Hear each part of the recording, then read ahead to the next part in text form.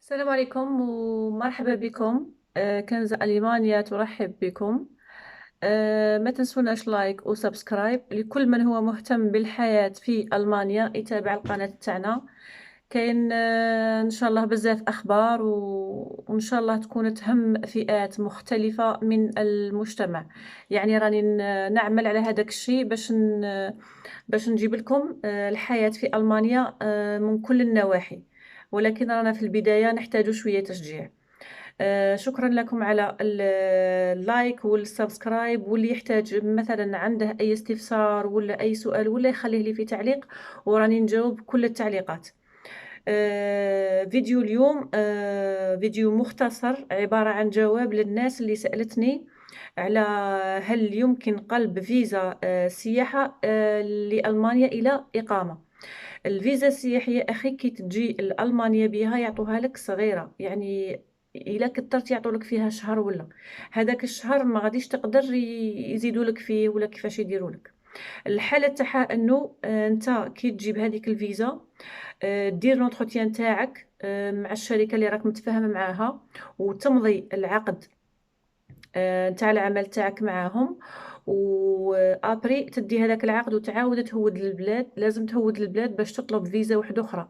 الفيزا اللي تطلبها بعقد العمل هي فيزا طويله الامد، فيزا لونغ سيجور. هذيك الفيزا اللي يعطوها لك تاع طويله الامد هي اللي تعاود تطلع بها وتقعد في المانيا وتقدر تخدم بها، ومن بعد يزيدوا لك فيها يديروا لك تمديد، ومن بعد يرجعوها لك إقامة. يعني هذيك الفيزا تاع اللونغ سيجور هي اللي يحصل فيها هذا الشيء، ماشي تاع سياحة.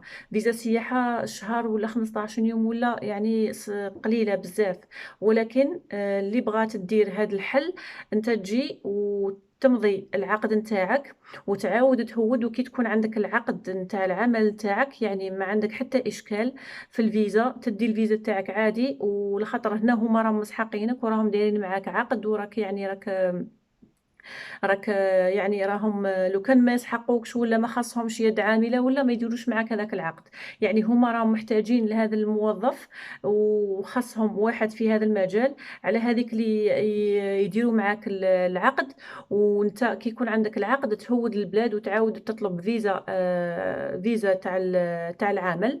يعطوا لك فيزا طويله الامد، وهذيك تعاود تطلع بها ودير بها الاجراءات اللي تاع التمديد، ومن بعد تولي اقامه وموفقين ان شاء الله. وربي سهل لكل واحد راه باغي يجي يخدم في المانيا ولا باغي يهاجر لبلاد اوروبيه. وانا متواجده ان شاء الله نحاول ان نجاوبكم على كل التعليقات نتاعكم وكل الاستفسارات. اي واحد عنده سؤال ولا يخليه ماشي كاع مشكل، ومرحبا بكم في اي وقت، وان شاء الله كاع موفقين ودمتم سالمين. السلام عليكم.